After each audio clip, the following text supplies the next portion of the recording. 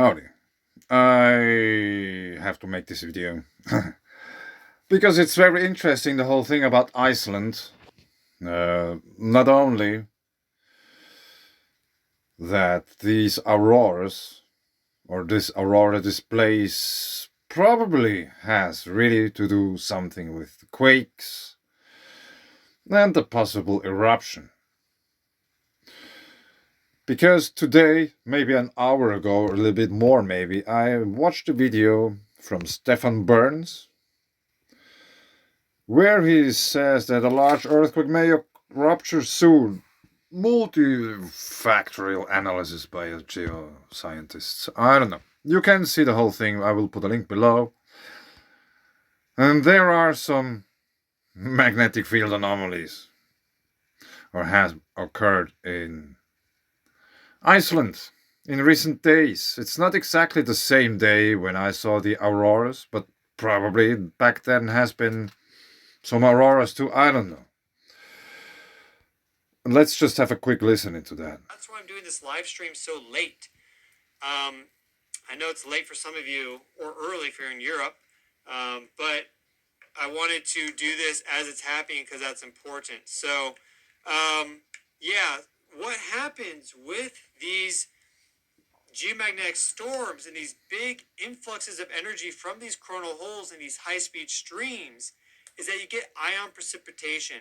And this is where there's a lot of evidence suggesting that these strong ion precipitation events, they can also be thought of as electron burst. That's another key word for you. Is that when you have a lot of electrons being deposited from the radiation belts into the ionosphere, it radically changes the ionospheric currents. And that is connected to the lithosphere. So the ionosphere at 50, 100, 500, 1,000 kilometers up is connected electrically to Earth's ground surface. And any electric currents in the ionosphere also induce electric currents in the lithosphere. So during these geomagnetic storms, you get very, very strong ionospheric currents that form, and those telluric currents that are then induced in the lithosphere have the potential to trigger an earthquake by overloading a fault at a critical stress threshold. So, he's a professional. He just was talking about induced currents and stuff like that. Auroras very often are in the height between 180 kilometers. And as I said, I'm not exactly sure where the camera was or is there overseeing this thermal plant in Iceland, but it seemed to me that it's in a way looking south. And if it is so, it's watching basically out on the sea, on the Atlantic Ocean, where the mid-Atlantic ridge is coming from, or is. And if there's something going on down there, it might reflect in the sky as well. Because energy goes both ways. There might have been some crack in Earth's magnetic field, which actually produced the auroras or made them visible. Like I think I said in the video, there wasn't any real geomagnetic activity. But he was talking about the telluric currents. Maybe he talks still a bit more about these. Let's see. So here are our radiation belts to give you all the factors at play. You'll see that after that past loading of the geomagnetic storm and the coronal hole high-speed stream, right there, you see how red it is? The radiation belts are loaded, and they just started to get squeezed a little bit by the space weather that we've been having. But let's go back here. Look at that. They are probably the darkest red I've seen them in this type of graphic in maybe ever, but they are supercharged right now. At least they were just on the 10th and the 11th and going into the 12th. Okay. 10th and 11th going into the 12th. So we have 11 here. No, it's the 9th actually. Yeah, it's November. It's the 9th. But it's still It wouldn't surprise me if this would be some precursor of something big by overused telluric currents. So that's a part of one video I made about microwaving pebbles. And in a way, this is induced energy into geological formations. In this case, it's a rather small one because it fits into a microwave. It's electromagnetic radiation.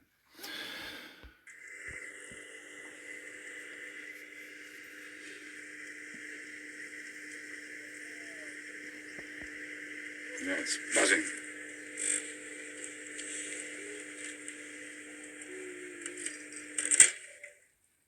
I tried to capture the plasma, but it doesn't work. Let's watch again this most interesting part of all.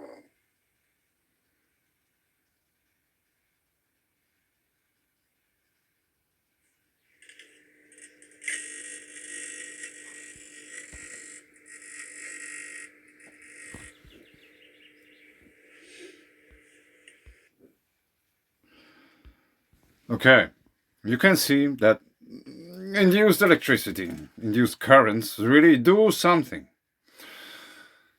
There is a molten rock in the microwave, plasma flying all over the place. And I even wrote about that. I will put a link below where you can find the paper. But now let's go further on to certain pictures which are in this paper. Yeah, it took me a long time to think about making this video, but I'm making it now. Let's see what happens, if anything. Earth is growing.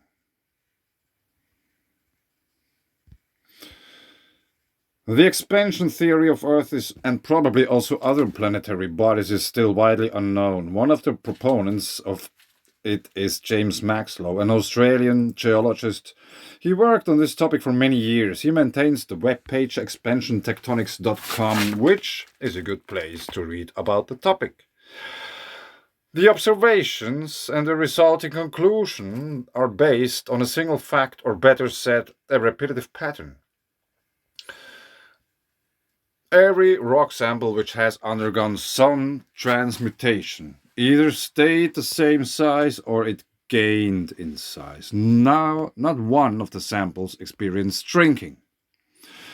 Some of the samples cracked into several pieces with a bang after only a few seconds in the microwave. The author created a small playlist on his YouTube channel where the experiments can be viewed.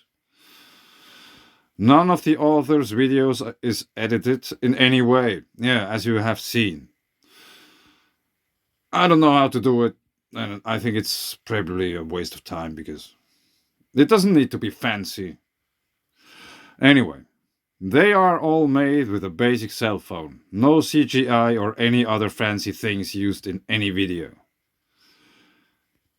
Because my patience wouldn't probably be enough for making something look fancy when you can look at something like this. No fanciness or whatsoever needed. So now,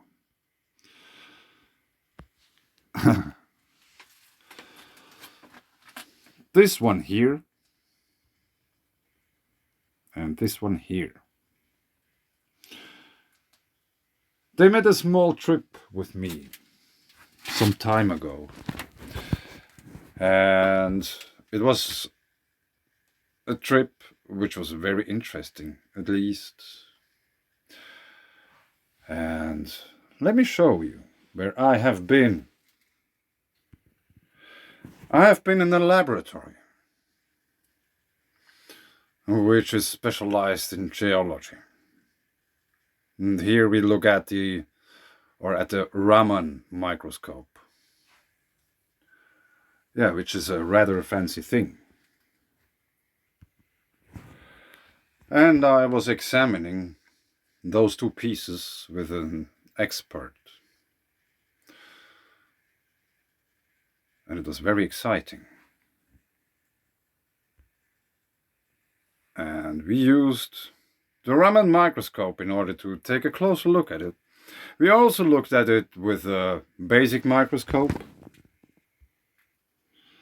And yeah, boy, you cannot experience or know or whatever how it felt being there and experiencing the examination of the melt of those rocks.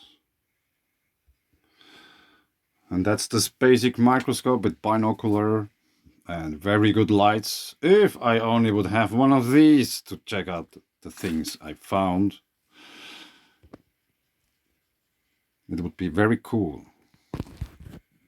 And here on the right side, you see the pebble which melted onto this plate on which it was.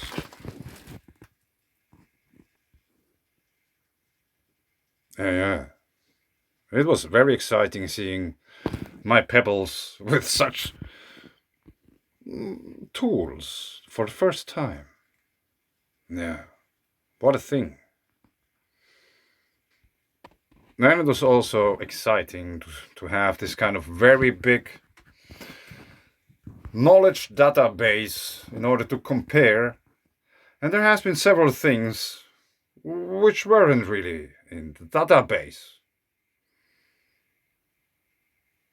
The lines don't match really up.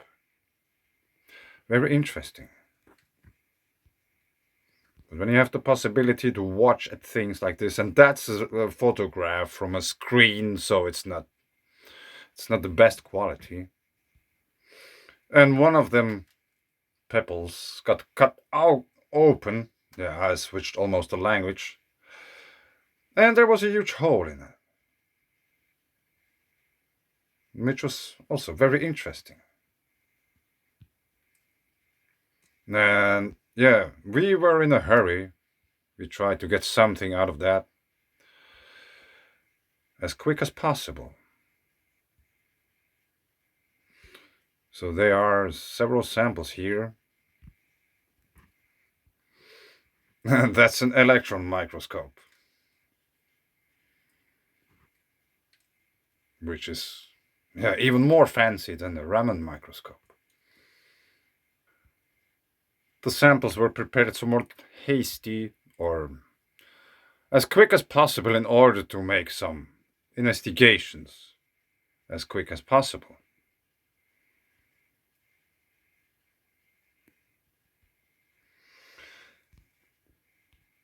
And obviously you can see here they are not really properly made, those samples, because they should fit in these and then they are perfectly adjusted and stuff like that. But it would have taken way too much too much time to do it. So that was the solution he came up with. Yeah, I've never used an electron microscope. I really would like to. Getting used to use an electron microscope. And then the thing was on. And it maybe doesn't look like much, but I took a selfie, or my phone took a selfie, through the lens of an electron microscope. Yeah, maybe I should have figured out to bow down and watch into that, but I didn't. So there's just my hand. But anyway, that's the funniest selfie ever.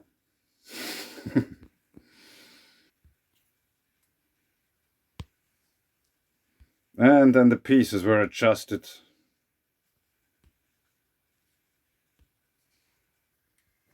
And that's a short video about watching stuff. There is no sound here because I don't really know if I can show this to you. But we are watching at those gold things I once mentioned in one of my videos. Joking about, did I make gold with the microwave experiment?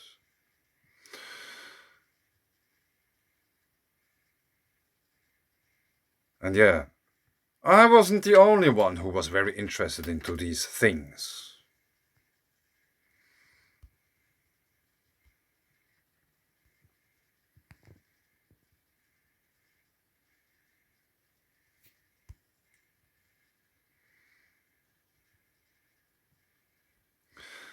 And of course, because we are talking about this kind of machine, there is also results. Here's the picture, and here are the results of what it is made. But as you can see, it's not really clear. And I realized that maybe I should change the adjustment on the camera for better quality, with the fear of maybe running out of space. But anyway, that's the picture.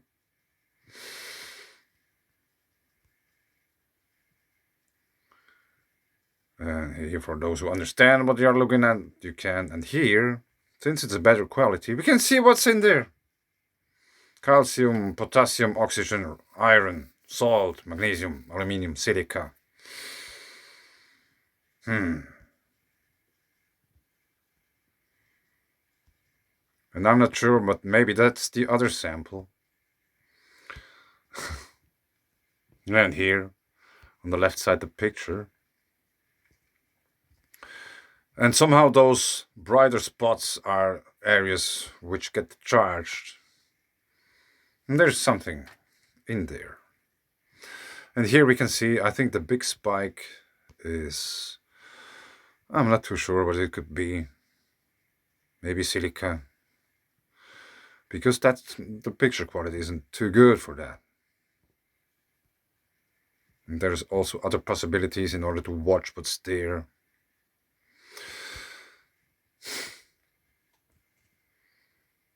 And I even got the pictures, the original.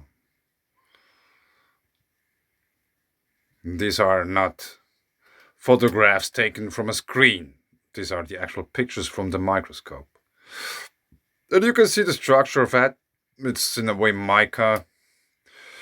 We have this sheety position. That's one of the melts.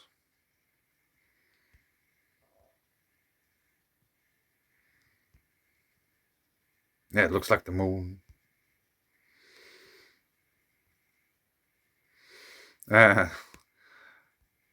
He tried to measure something here, and then it exploded. The same thing happened. Maybe it was this one. Or this one.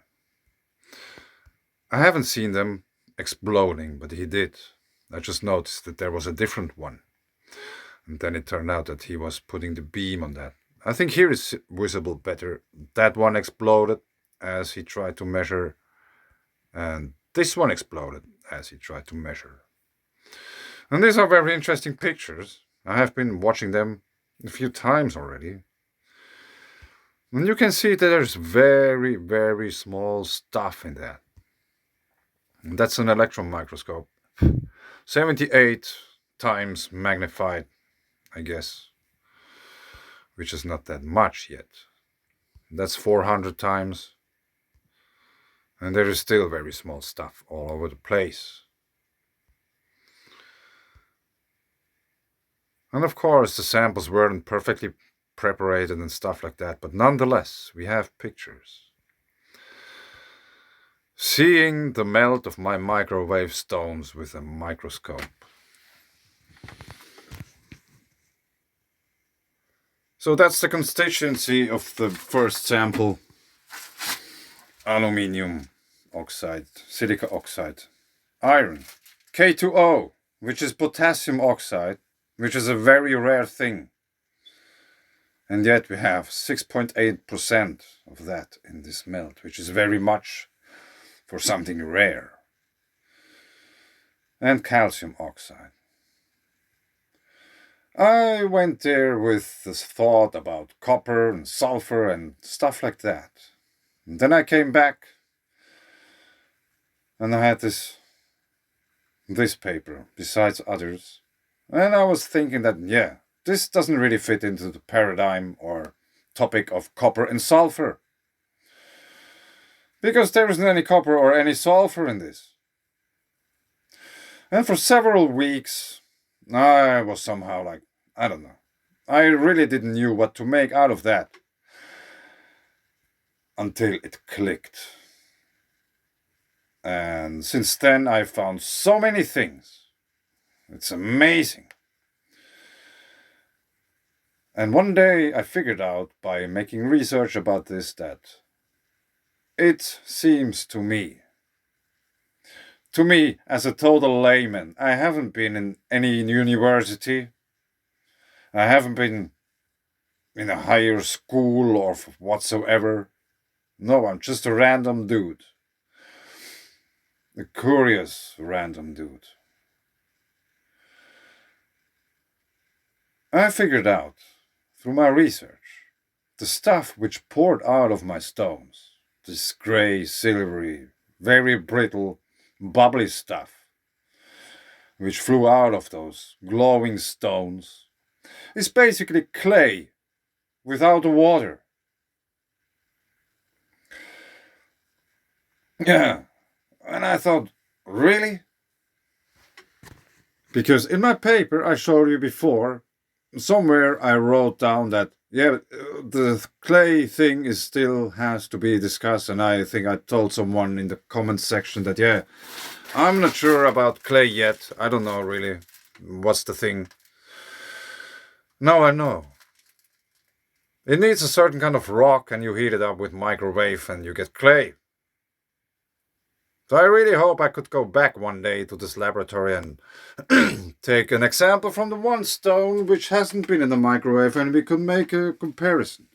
This was the rock constituency before it has been in the microwave. That's the rock constituency after it has been in the microwave.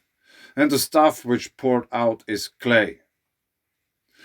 And as we heard in the beginning from the professional geophysicist, as induced currents could heat up things in the lithosphere. Yeah. I said many times, my experiments are totally scalable. Instead of a pebble, we could take a planet. Instead of a microwave, we could take the whole universe as an energy source. Just saying. And like I showed this aurora display over Iceland a few days back, and now there has been some magnetic anomalies or magnetic field anomalies in Iceland and stuff like that. Yeah, they are connected. The heavens and the earth are connected.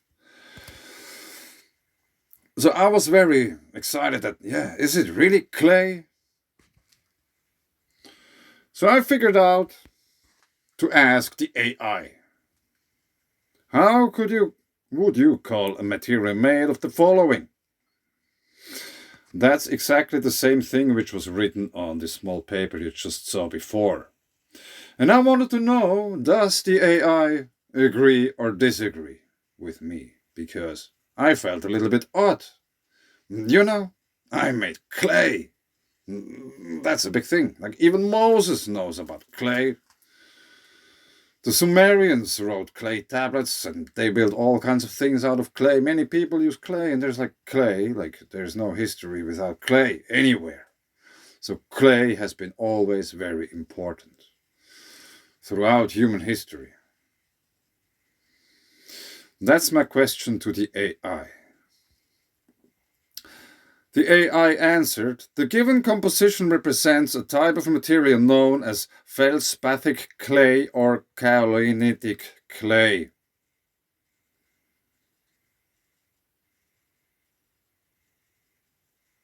That's a rather good confirmation of me thinking that, am I crazy? Did I make clay in my microwave? Are you serious? Is this possible? According to the AI, yes. It is. So my theory is, not only did I also found out that many magmas which are erupting in Iceland are basically the same material which is pouring out of my stones. The telluric currents which are going there through the mid-Atlantic ridge, they are hitting stuff up, and it starts to bubble, stuff is starting to glow. And the earthquake, I think, are created by this creation of, as you have seen here in these pictures, that's very brittle, very, very brittle material, and it is very porous. So if this stuff is starting to create in down there somewhere, And it's very brittle. And I assume that there's much more water down there than in my microwave. So it won't stay long. Now, every bubble which bursts, it depends probably on the size of the bubble and stuff like that. But if it bursts and breaks, there will be a quake. And because this material, if you take it between the fingers and just rub the fingers against each other, there's just dust left. So the bubble could be rather big, but when it collapses, there will be not that much material left because it's just this kind of fluffy thing. So this ties the whole thing together in a way. I could go on for hours talking about this. But anyway, the earthquake activity in Iceland, those strange auroras, which might be a precursor of something very big coming. Hopefully not. The similar material which is pouring out of Iceland, which poured out of my pebbles, which I produced with electromagnetic radiation. And this is how clay is made. We just need to figure out still what's the parent material and what's the actual mechanism behind it. I'm doing research since several weeks about this. I could show you many things, but yeah. Aluminium. Obviously, it's very easy to find sulfur and iron and stuff like that in the solar wind, and also aluminium. And then the question is, what is aluminium made of? Copper is made of copper, I know. Silica is made of silica, I know. Aluminium is made of aluminium. Yeah. But it turned out, or it seems, that it's possible to make aluminium out of argon gas. The alloying process, which creates metals. Some examples of growing stones. We are watching what electromagnetic radiation in the microwave spectrum can do to stones. Considering how much energy the sun, our home galaxy, or the whole universe could possibly provide, we need to understand that this effect is definitely scalable. Not the recurrent color shading into red. Note the recurrent color shading into red. Also important is to note how much these stones gain in size. Some gained approximately 20%. This is very much. And here I'm basically talking about the sulfur and copper. That's why red color is so important. But now I learned that aluminium is maybe more important. In general, earthquake activity and all these kind of things. It's about the aluminium. Yeah, because there's a lot of aluminium in clay. Have you seen any microwave experiments when someone puts aluminium foil into a microwave? If not, go and look one and watch one. Look at one. But anyway, let's see what happens. I showed you stuff you haven't seen before. And this AI answer about this being clay is only one of the hints I found about this. There are many, many, many, many others. That's a big thing. In a way, the clay mystery is solved. There are many questions still remaining, of course. But now I know what the stuff is which is pouring out of the stones. It's clay. Very dry clay.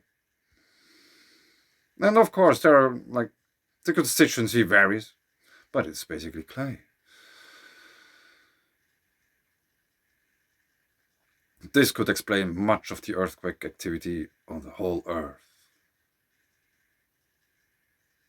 But anyway, I leave it here. And yeah, that was a big thing.